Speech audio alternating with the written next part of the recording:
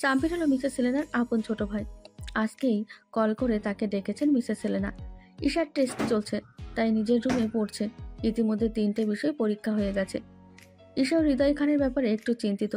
প্রতিবার 3-4 দিনের মাথায় সব ঝামেলা মিটে যায়, আর হৃদয় খান নিজ থেকে সেই সব মিটমাট করে। কিন্তু এবার 14 দিন পেরিয়েছে, তাও হৃদয় খানের ছায়ার দেখাও পাওয়া যায়নি। মাথা থেকে চিন্তা ঝেড়ে ঈশা আবার পড়তে থাকে। আপা, আমার মনে হয় সে রুম ভাড়া নিয়ে থাকে। মিসেস সেলেনাকে কথাটা বলে সাব্বির। হাসপাতালে তোর সাথে দেখা হয়েছিল তোর সাথে? মিসেস সেলেনা সাব্বিরকে জিজ্ঞেস করে। যেই হাসপাতালে হৃদয় খান ফিজিওথেরাপিস্ট, সেখানে স্টাফ হিসেবে সাব্বির কাজ করে।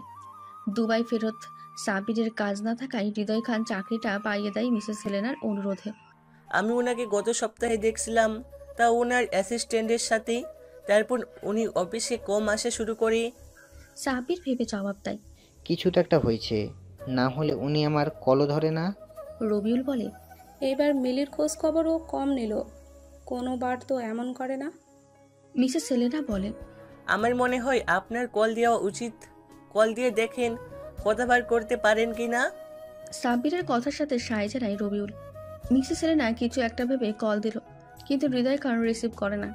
কয়েকবার কল দেওয়ার পরও রিসিভ করে না। রবিউল আরও কিছুক্ষণ কথা বলে হাসপাতালে ডিউটিতে চলে যায়। মিসেস সেলেনা তার অ্যাসিস্ট্যান্টকে রেখে এসেছে, সেও চলে যায়। বাসায় সাব্বির, ঈশার মিলে থাকে। সাব্বির টিভি দেখায় ব্যস্ত হয়ে পড়ে।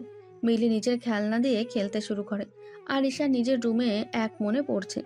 ঘণ্টাখানেক পরে মিসেস সেলেনা ফিরে আসে বাসায়। তাকে দেখে বোঝা যাচ্ছে মন ভালো নেই। নিজের রুমে গিয়ে আবার হৃদয় খানকে কল দেয়। এবার কল রিসিভ করে। কল রিসিভ করার সাথে সাথেই মিসেস সেলেনা মিলিকে নিয়ে সাব্বির আর ঈশাকে ডেকে পাঠায়। ফোনটা লাউড স্পিকারে দিয়ে মিসেস সেলেনা কথা বলতে শুরু করে। হ্যালো। কে রে, তুই তো মিলির কোনো খোঁজ খবরই নিতেছিস না। রাগ না হয় আমার ওপর, কিন্তু বাচ্চা মেয়েটার কি দোষ? মেয়েটার খোঁজ তো নিবি। মিলি কই, কেমন আছে? তোমাকে তো কল দিলে ধরো না, তাই দেই নাই। মিলি ভালো আছে, তুই কেমন আছিস? আমি আর কেমন থাকবো, বাচ্চা আছি। এবার মিসেস সেলেনা নিজের গলার স্বর নরম করে বলে। কই আছিস? আছি কোথাও। বাসায় ফিরে আয়, মেয়েটা তোর জন্য কান্নাকাটি করে। যা ঝামেলা হয়েছে মিটমাট করে নেই। সম্ভব না আমার ফেরা, আমি একটা অনেক বড় ভুল করে ফেলেছি। কি ভুল আমাকে বল। অনেক বড় ভুল, মেয়েটারে বইলো আমাকে মাফ করে দিতে।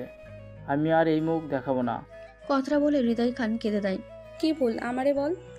তুই কি মদ খাইছিস? না। তাইলে গাঁজা বা কোনো নেশা করছিস? না, এগুলো কিচ্ছু না, এর থেকে বড় ভুল। এবার মিসেস সেলেনা রেগে খারাপ একটা কথা বলে। তারপর হৃদয় খানের জবাব না থাকে। শেষে অনেক জোরাজুরির পর হৃদয় খান মুখ খোলে। তাইলে কি বল আমাকে, তোরে কিছু বলবো না। বিয়ে করছি। কথাটা শুনে সকলে একে অপরের মুখ চাওয়াচাই করে। মিসেস সেলেনা বিস্ফোরিত নয়নে ফোনের দিকে তাকিয়ে থাকে। ঈশা নিজের মামাকে ধাক্কা মেরে জিজ্ঞেস করে সে ঠিক শুনেছে কিনা। ঈশার মামা ও ঈশার মতো অবাকের শেষ সীমা নাই। কি বললি, বিয়ে করছিস তুই? অনেক কষ্টে নিজের মুখ থেকে কথাগুলো বের করে মিসেস সেলেনা। হ্যাঁ, মাফ করে দিও আমাকে। মেয়েটা কে সেটা বলতে পারবো না। ভালো থেকো, মিলির খেয়াল রেখো। কথাটা বলে হৃদয় খান কল কেটে দেয়। মিসেস সেলেনা সাথে সাথে কল দেয়, কিন্তু ফোন বন্ধ।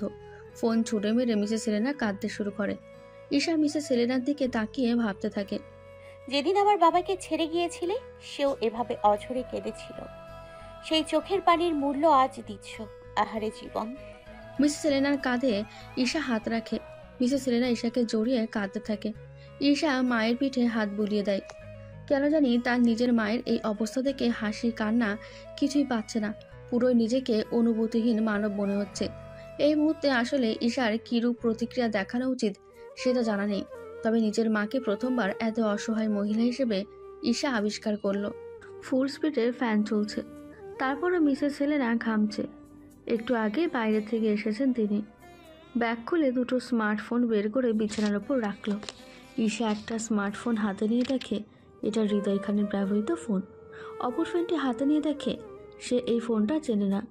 ফোনের পাওয়া বাটনে চাপ দিতেই লক স্ক্রিনে একটা মেয়ের ছবি ভেসে ওঠে। সাব্বির ওয়াশরুম থেকে বের হয়ে তোয়ালে দিয়ে মুখ মুছতে মুছতে মিসেস সেলেনার রুমের বারান্দায় গিয়ে তোয়ালেটা রাখে। আজকে আপা যে কাহিনী হলো, আমার এখনো বিশ্বাস হইতেছে না। সাব্বির মিসেস সেলেনার পাশে বসে বলে, এর মধ্যে বড় কোনো রহস্য নিশ্চয়ই আছে। মিসেস সেলেনা জবাব দেয়। কলিং বেল বেজে উঠলেই মিলি গিয়ে গেট খুলে দেয়। রবিউল সোজা মিসেস সেলেনার রুমে এসে বিছানার ওপর বসে। গেছিলেন? মিসেস সেলেনাকে প্রশ্ন করে রবিউল। হ্যাঁ, মাত্র আসলাম। মিসেস সেলেনা রবিউলের দিকে তাকিয়ে বলে। কিন্তু কি হইল কাহিনী? কৌতূহল হয়ে রবিউল প্রশ্ন করে। গত রাতে যখন আমাকে বলে বিয়ে করে নিছে, তখন আমার সন্দেহ হয় যে এই কয়দিনের মধ্যে ও মেয়ে পাইছে কই বিয়ে করার জন্য। অনেক চিন্তা করেও মাথা থেকে বিষয়টা সরাতে পারলাম না। ভাবলাম যদি সত্যি বিয়ে করে তাহলে নিশ্চয়ই পরিচিত কাউকে বিয়ে করেছে। অপরিচিত কাউকে এত জলদি বিয়ে করা সম্ভব না। বিয়ে করলে সেটার প্রমাণ তো ওর অফিসে থাকবে। কিছু না কিছু সেটার খোঁজ করতেই আজকে সকালবেলা ওর অফিসে যাই সাব্বিরকে নিয়ে। ওর অফিসে ঢুকে গিয়ে দেখি ওর অ্যাসিস্ট্যান্ট মেয়েটা ওর চেয়ারে পায়ের উপর পা তুলে বসে আছে। আমাকে দেখেই ধরা পড়া চোরের মতো চেয়ার থেকে উঠে দাঁড়ায়। আমি ওর সামনে গিয়ে দেখি ওর হাতে হৃদয়ের ফোন। তখন সন্দেহ বাড়তে থাকে। ওর কাছ থেকে হৃদয়ের ফোন সহ ওর ফোনটাও কেড়ে নিই। তারপর সাব্বিরকে দিয়ে পুরো অফিস সার্চ করাই। সার্চ করিয়ে এই একটা কাগজ পাই। কাগজটা পড়ে মেয়েটারে চুল ধরে দুই গালে দুইটা থাপ্পড় মারি। আরও কয়েকটা মারতে চাইলাম, কিন্তু সাব্বির বলল হৃদয়ে আসার আগে বের হতে হবে। তাই বের হয়ে আসছি। মিসেস সেলেনা কথাগুলো বলে কাগজটা খুলে রবিউলের হাতে দেয়। রবিউল কাগজটা পড়ে চোখ বড় বড় করে তাকায় মিসেস হেলেনার দিকে। ঈশা রবিউলের কাছ থেকে কাগজটা কেড়ে নিয়ে পড়তে শুরু করে। এখানে তো আঙ্কেলের নাম, তার বাবা মায়ের নাম লেখা, সাথে মেয়েটার নাম ঠিকানা লেখা। তার মানে এই অ্যাসিস্ট্যান্ট মেয়েটাকে বিয়ে করছে। ঈশার প্রশ্নের জবাবে মিসেস সেলেনা বলেন। আপাতত দৃষ্টিতে তাই মনে হচ্ছে। রিসেপশন থেকে জানালাম গত সপ্তাহে হৃদয়ের বাবা মা নাকি আসছিল হাসপাতালে। তার মানে ওনারা জানতো বিয়ে হয়েছে। আমার মনে হয় ওনাদের সামনেই বিয়ে হয়েছে। এই সেমরিকে আমি ছাড়ব না। আসছে আমার সংসার ভাঙতে। ওরে এমন শিক্ষা দিব আজীবন মনে রাখবে। চোয়াল শক্ত করে বলে মিসেস সেলেনা। মেয়েটা তো সাংঘাতিক। কিভাবে কি করলো এখনো বুঝলাম না। রবিউল বলে। খুব দ্রুত এই কাহিনীর সমাধান করব। আরও কিছুক্ষণ আলোচনা করে রবিউল চলে যায়। রবিউল চলে গেলে ঈশা আর মিলি ফোন দুটো নিয়ে কাড়াকাড়ি করে। ফোনগুলা কি করবা? মিসেস সেলেনাকে জিজ্ঞেস করে ঈশা। লক খোলার চেষ্টা করছি, পারলাম না। রেখে দিব, আর কি করব। দোকান থেকে লক খুলে আনি, তাহলে ফোনগুলো ব্যবহার করতে পারবা। ঈশার কথা শুনে ঈশার দিকে তাকিয়ে ভেবে মিসেস সেলেনা জবাব দেয়। পারবি? দোকান চিনিস? মার্কেটে গিয়ে ফোনের দোকানে গেলেই তো খুলে দেবে। তুমি বললে কালকে গিয়ে আমি লক খুলে আনবো। ঈশা জবাব দেয়। আচ্ছা যাইস। মিসেস সেলেনার কথা শুনে ঈশা আর কিছু বলে না, তবে ইচ্ছে মতো পাসওয়ার্ড দিয়ে ফোন দুটো খেলার ব্যর্থ চেষ্টা করে। ফলে ফোনগুলোর পাসওয়ার্ড লক খোলার টাইম আউট হয়ে যায়। ঠিক রাত 10টার দিকে হৃদয় খান মিসেস সেলেনাকে কল দেয়। মিসেস সেলেনা কল রিসিভ করার সাথে সাথেই ফোনের অপর পাশ থেকে হৃদয় খানের হুমকি ভেসে আসে। মিসেস সেলেনা ফোনটা লাউডস্পিকারে দিয়ে কথা বলতে শুরু করে। তুমি আজকে অফিসে এসে যে কাজটা করছো সেটা একদম ঠিক নয়। রাগান্বিত স্বরে কথাটা বলে হৃদয় খান। আর তুই যে কাজটা করছিস সেটা কি ঠিক করছিস? বউ বাচ্চা রেখে হাঙ্গা করিস আরেক সেমরিকে। লজ্জা করে না? তোমার দোষে আমি এই কাজ করছি। সবসময় আমার উপর অত্যাচার করছো। এখন থাকো নিজের টাকা পয়সা নিয়ে।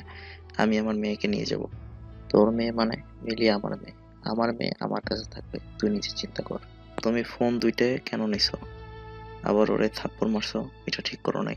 ওই সেমরির জন্য এত দরদ? কি লাগে তোর? সত্যি করে বল, তুই কি ওই সেমরিকে বিয়ে করেছিস? মিসেস সেলেনার কথার কোনো জবাব দেয় না হৃদয় খান।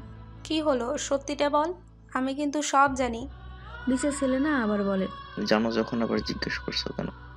ফোন দুইটা ফেরত দিয়ে দিবা। পারলে নিয়ে যা। বুঝছি দিবা না, ঠিক আছে, লাগবে না। তবে আমার মেয়েকে আমি নিয়ে যাব। কথাটা বলে হৃদয় খান কল কেটে দেয়। এতক্ষণ ঈশা সাব্বির মিলি পাশে বসে সব শুনছিল। কল কাটার পর নিজেদের মধ্যে আলোচনা শুরু করে। সকালবেলা হৃদয় খানের অফিসে গিয়েই কাণ্ডটি ঘটান মিসেস সেলেনা। এরপর কোথায় যান কাউকে বলেননি, তবে হাসপাতালেও যাননি আজকে। সব কাজ অ্যাসিস্ট্যান্টকে দিয়ে সেরেছেন। রাতে একেবারে বাসায় আসেন তিনি। সাব্বিরও বোনের পাশে থাকার জন্য রাতে ডিউটি সেরে চলে আসে। রাতের বেলায় মিসেস সেলেনা ঈশা আর মিলির সাথে ঘুমায়। সাব্বির শুয়েছে ঈশার রুমে। হৃদয় খান যাওয়ার পর মিসেস সেলেনা অনেকটা নরম হয়ে গেছে। ঈশার সাথে ইদানিং অনেক ভালো ব্যবহার করে। ঈশা কেন জানি মনে হয় হৃদয় খানের জন্যই তার মায়ের সাথে সম্পর্কটা অনেক খারাপ। হৃদয় খান চায় না ঈশা এখানে থাকুক। ঈশা আজকাল মনে হয় হৃদয় খান না ফেলেই বোধহয় ভালো হবে, হয়তো জীবনটা অন্যরকম হবে। পরের দিন ছিল শুক্রবার। শুক্রবার দিন মিসেস সেলেনা জলদি হাসপাতালে চলে যায় কাজের প্রেশারের জন্য। সাথে মিলিকেও নিয়ে যায়। বাটন ফোন সহ 200 টাকা ঈশাকে দিয়ে যায় মিসেস সেলেনা। মিসেস সেলেনা চলে গেলে ঈশা অভিককে কল দেয়। কই তুমি? কল রিসিভ করার সাথে সাথেই ঈশা বলে, এই দিকে আছি। কেন? অভিক জবাব দেয়। আমি আসতেছি, একটু কাজ আছে। অভিকের জবাব শোনার পূর্বেই ঈশা কল কেটে দিয়ে রেডি হয়। রেডি হয়ে বাসায় তালা দিয়ে বের হয়ে যায়। রেস্টুরেন্টে এসে ঈশা চুপ করে বসে রইল। অনেকক্ষণ বসার পর অভিক এসে সামনের চেয়ারে টেনে বসলো। ঈশা গাল ফুলিয়ে বসে রইল। ফোন দুটো লক খুলতে দিয়ে আসতে একটু সময় লাগবে। তোমার মা তো সিরিয়াস ডেঞ্জারাস। সোজা গিয়ে বের করে ফেললো নিজের সতীনকে। অভিকের কথা শুনে ঈশা চোখ গরম করে তাকায়। ভালো হলো দুইটা শাশুড়ি আমার। ফিস ফিস করে কথাটা বলে অভিক।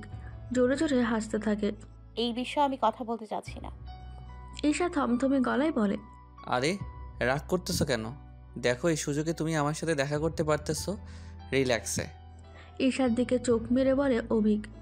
ঈশা চোখ গরম করে অভিকের দিকে তাকায়। ও মাই গড, ভয় পাইছি অনেক। ভয় পাওয়ার নাটক করে অভিক বলে, তোমার ফালতু কথা রাখো, জলদি ফোনগুলোর লক খোলো, একটু ঘুরবো। আচ্ছা তোমার মা কি জানে তুমি আমার সাথে? তোমার কি মনে হয় জানলে আমি এখানে থাকতাম? তাই তো ভাবি, দজ্জাল শাশুড়ি কেমনে সব মানলো। অভিকের কথা শুনে ঈশা অভিককে কিল মারে। ব্যথা পাওয়ার ভান করে অভিক হাসতে থাকে। আচ্ছা বসো, আমি দেখি লক খুলছে কিনা। ফোনগুলো নিয়ে আসতেছি। অভিকের কথায় ঈশা মাথা নাড়িয়ে সায় দেয়। প্রায় মিনিট 20 পর অভিক ফোন দুটো নিয়ে আসলে দুজনে মিলে রেস্টুরেন্ট থেকে বের হয়ে যায়। ঈশা বায়না করে রিকশায় ঘোরার জন্য। রিকশা ডেকে দুজনে উঠে পড়ে রিকশায়। দিনের বেলায় এই প্রথম রিকশায় দুজনে ঘুরতে বের হয়েছে। যদিও এর পূর্বে দিনের বেলায় রিকশায় চড়েছে, তবে এভাবে ঘোরা হয়নি। এই যে ম্যাডাম, পরীক্ষা কেমন হচ্ছে? একটু রিল্যাক্স করতেছি। আর তুমি পরীক্ষা টেনে আনলা কেন? ঈশা গাল ফুলিয়ে কথাগুলো বলে। পরীক্ষা খারাপ করলে তোমার খবর আছে। একটা পরীক্ষায় ফেল আসলে 800 টাকা জরিমানা, জানো তো? আর ফেলটুস মেয়েকে তো আমার বাসায় জায়গা দিবে না। এক সাবজেক্টে ফেল করলে 800? সিরিয়াসলি? অবাক হয়ে ঈশা জিজ্ঞেস করে, জি ম্যাডাম, প্রতি সাবজেক্টের জন্য 800 দিতে হবে। যে কটায় ফেল আসবে। তোমার নিশ্চয়ই ফেল আসবে না? ঈশার গাল টেনে বলে অভিক। ঈশা ঢোক গিলে ফিজিক্স পরীক্ষার কথা ভাবে। ফিজিক্স পরীক্ষার দিন কিছুতেই ঈশার ম্যাথ মেলেনি। এখন ঈশা ভাবছে পাস মার্ক পাবে কিনা। তোমার তো নিশ্চয়ই রেজাল্ট খারাপ হবে না। ফিজিক্স পরীক্ষা খারাপ হয়েছে আমার। ঈশা নিম্ন স্বরে বলে, এই জন্য বলি পরীক্ষার সময় একটু পড়াশোনায় মন দাও। কিন্তু তুমি তো আমার কোনো কথাই শুনো না। অভিকের কথার মধ্যে ঈশার বাসার সেই বাটন ফোনটার সাথে দিয়েছিল মিসেস সেলেনা, সেটা বেজে ওঠে। ঈশা ব্যাগ থেকে ফোন বের করে দেখে মিসেস সেলেনা কল দিয়েছে। হ্যালো, বলো। কল রিসিভ করে বলে ঈশা। বেলা 12টার বেশি বাজে, তোর না হয়? ফোনের অপর পাশ থেকে বলে মিসেস সেলেনা। হয়ে গেছে, আমি রাস্তায় আসতেছি। আচ্ছা, সাবধানে আয়, হাসপাতালে আসবি।